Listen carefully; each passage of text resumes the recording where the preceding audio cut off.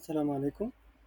النهاردة هنتكلم عن تاني مبدأ من مبادئ السوليد وهو حرف ال O. هو اختصار ل Open Closed Principle. تمام. يعني ايه Open Closed Principle؟ يعني الكلاس بتاعك يكون مقفول للتعديل، مفتوح للتوسع. تمام. يعني ايه حاجة زي كده؟ هنتكلم عليها النهاردة. تمام. خلينا نفترض مثلا ان انا عندي، هنعمل enumerator، هنسميه مثلا color. تمام. ومثلا نخليه التلات ألوان دول بشكل مبدئي. هنعمل انومينيتور تاني هنسميه مثلا size، وبرضه هنكتفي بالتلاتة دول. وبعد كده هنعمل class product. تمام، أعتقد هو كده برضه ماشي معانا زي الفل. إن هو الكلاس ده فيه النيم، الكالر، السايز. تمام. وبعد كده الكونستراكتور بتاعنا عادي جدا. تمام. طيب، خلينا نعمل مثلا 3 اوبجكت من البرودكت ده. فنقول مثلا ان برودكت 1 بي 1 مثلا equal. ماشي. تمام وتمام. كده احنا عملنا 3 برودكت. اول واحد اسمه ابل، لونه احمر، السايز صغير، بنانا اللون جرين، سايز ميديوم، وهكذا. تمام. طيب بعد كده هنجمعهم مثلا في ليست زي بنفس المنظر ده، نقول برودكت بي واحد وبي اتنين وبي تلاتة.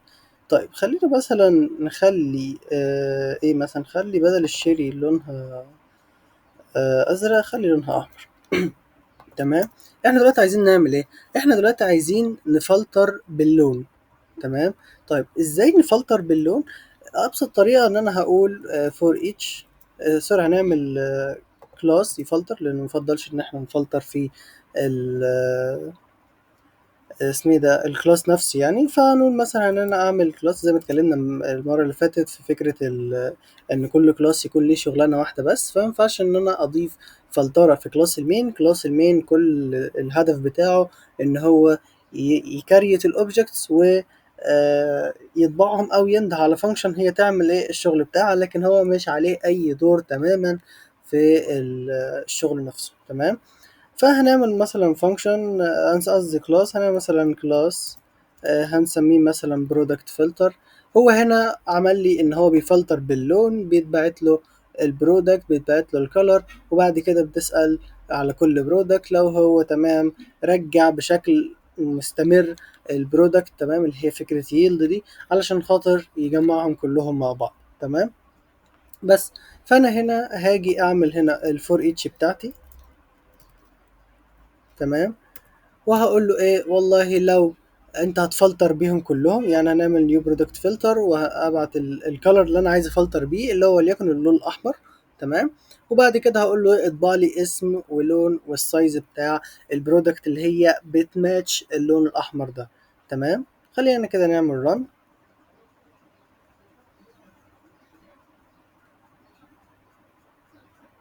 تمام. هو فلتر لي فعلا وجاب لي الاتنين اللي هم ايه، بالفعل لونهم احمر، اللي هم الابل والشيري. اوكي.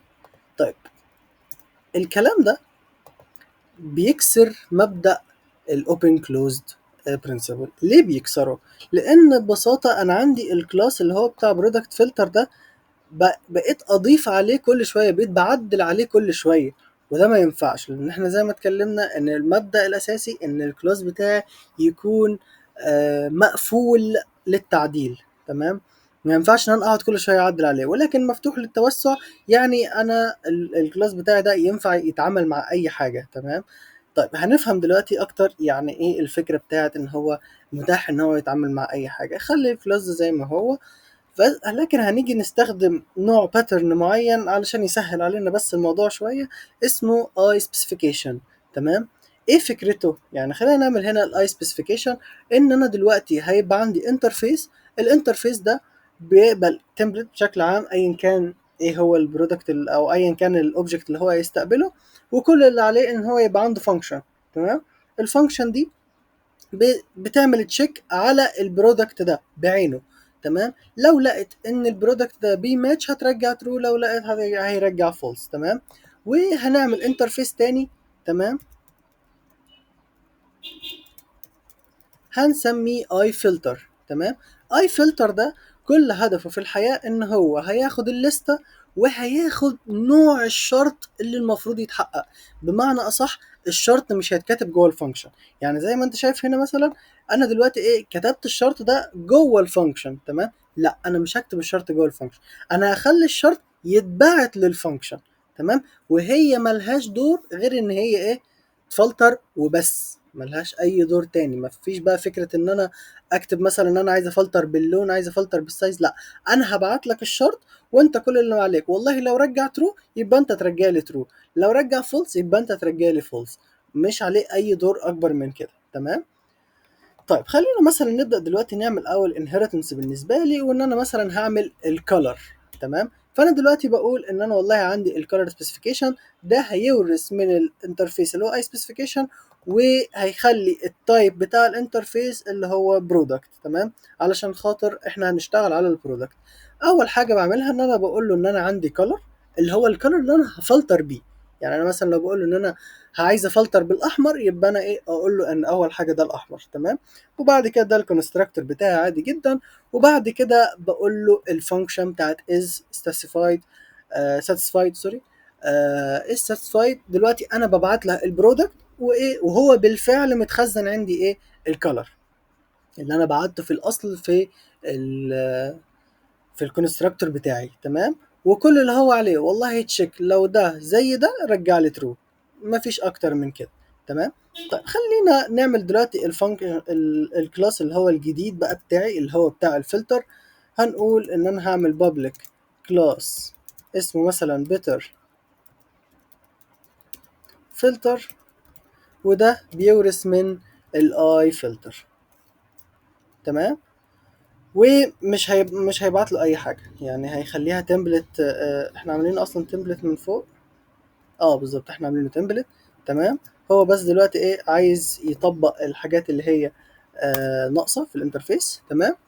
طيب بعد كده احنا هنا بقى يعني هنخلي الاي نمربل دي في الوضع الحالي مثلا ان هي وليكن نعمل مثلا ممكن كلاس، او ممكن نعملها ايه مثلا، احنا ممكن نشيل دي ثواني.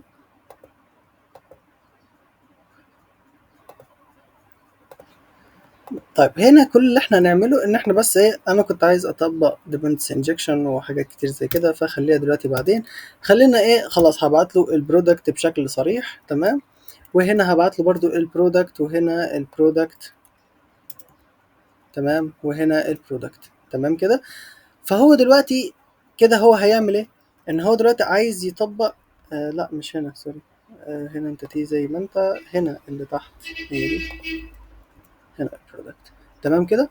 طيب هو دلوقتي خلاص بقى عندي النمربل بتاعي اللي هو من البرودكت وايتم، وهنا يتبعت له الشرط بتاعه، او ما انا صح يتبعت له الاوبجكت بشكل كامل من الاي سبيسيفيكيشن او اي حاجه تورث من السبيسيفيكيشن، لان ده كده احنا بنستخدم بوليمورفيزم، تمام؟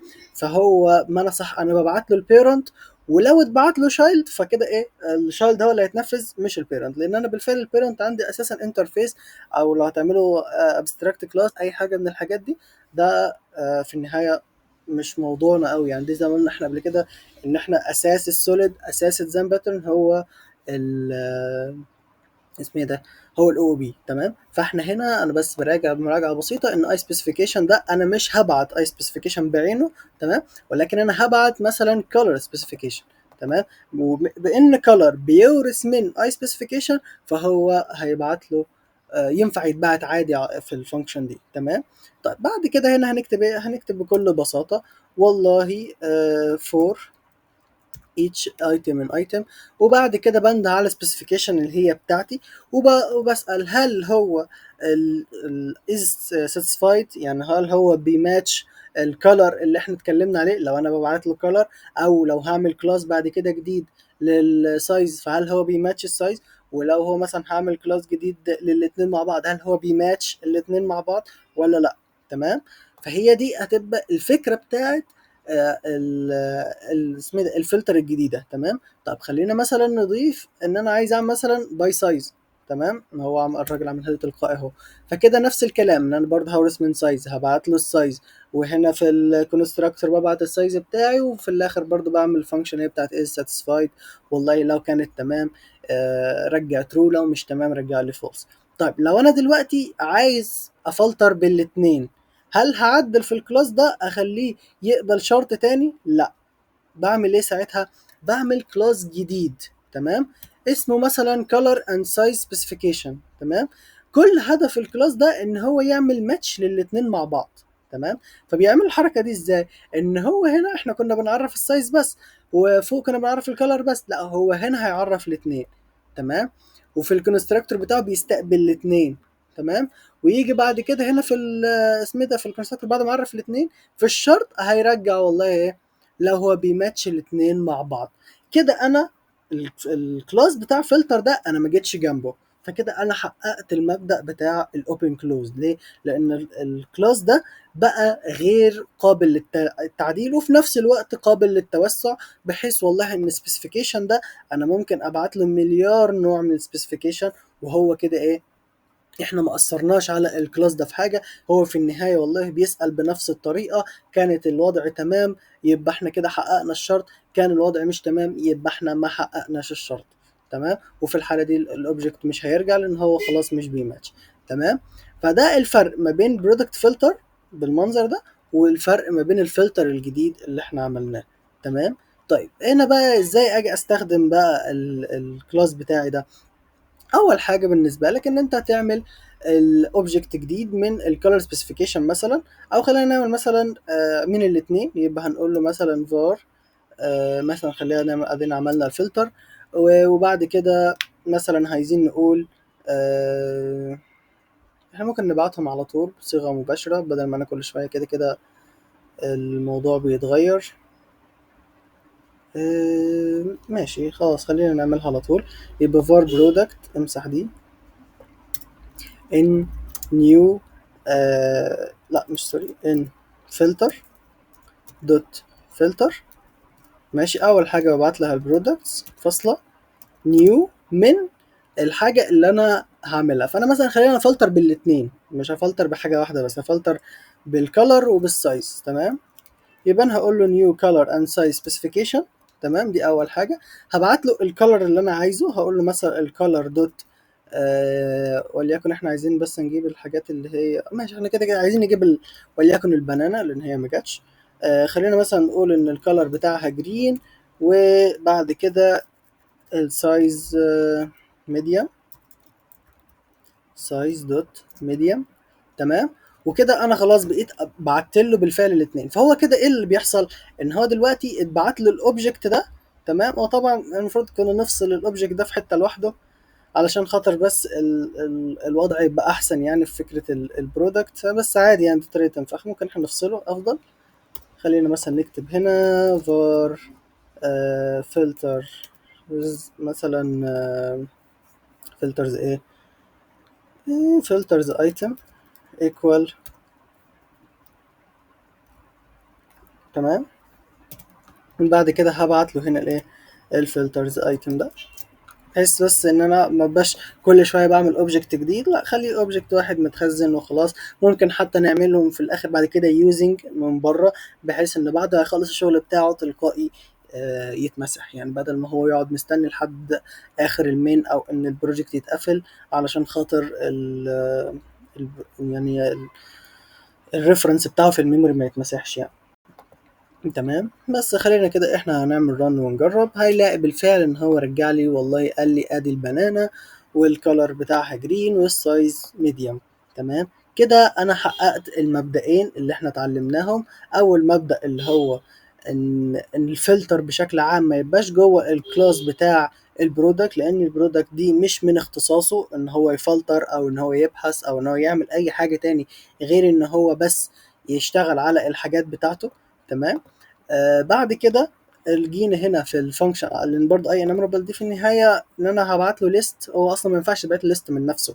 تمام. لان برضه دي حاجه اصلا تبقى غريبه، انت كده عايز تعمل كلاس جديد وتسميه برودكتس وهو اللي يتبعت له وهكذا، او فانكشن مثلا هنا تحطها ان هي بيماتش ولا لا، وبرضه دي ايه يعني بره الموضوع شويه، يعني ده افصلها تماما عن البرودكت عشان تحقق فكره السنجل ريسبونسبيلتي، وفي نفس الوقت علشان خاطر ما يبقاش الكلاس بتاعك ممكن يطول منك، بدل ما هو زي برودكت فلتر كده، ان هو الكلاس ده ممكن يطول ان يتعمل فيه 3 فانكشن وممكن اكتر، لان انت مثلا ممكن عندك عايز تفلتر بالسعر، عايز تفلتر بالسعر والسايز والكلر، تمام. فانت كل مدى الموضوع يوسع معاك، تمام، والدنيا هتتوه، لان لما الكلاس يكبر الدنيا تبدا تخش في بعضها، تمام. ولكن حاليا الدنيا دي متقسمه كلاسات، تمام. فانت ممكن مثلا تفصل اي حاجه خاصه بالسبيسيفيكيشن تحطها في فولدر معين، تمام، بحيث والله انا كده عارف ان دول هم الادوات بتاعت الفلتر بتاعتي. لو انا جيت عايز اضيف نظام جديد للفلتر، فكل اللي انا هعمله ان انا مش هروح ادور بقى على الكلاس ده، لا انا هعمل كلاس جديد تماما يورث من اي سبيسيفيكيشن، تمام. وهحدد النوع اللي انا بفلتر عليه، وبعد كده هقول والله ان انا بفلتر بكذا والطريقه دي هي بتاعه الفلتر، وخلصنا على كده، تمام. مش محتاج بقى ان انا اروح اعدل، وفي نفس الوقت بقى خلاص الكلاس بتاعي ده موجود على جنب علشان خاطر محدش يقدر يعدي يجي جنبه، لا يعدل عليه ولا يعمل اي حاجه، تمام. وكده انا حققت المبدأ التاني من السوليد برنسبل اللي هو الاوبن كلوزد برنسبل. اتمنى تكونوا فهمتوا. السلام عليكم ورحمه الله وبركاته.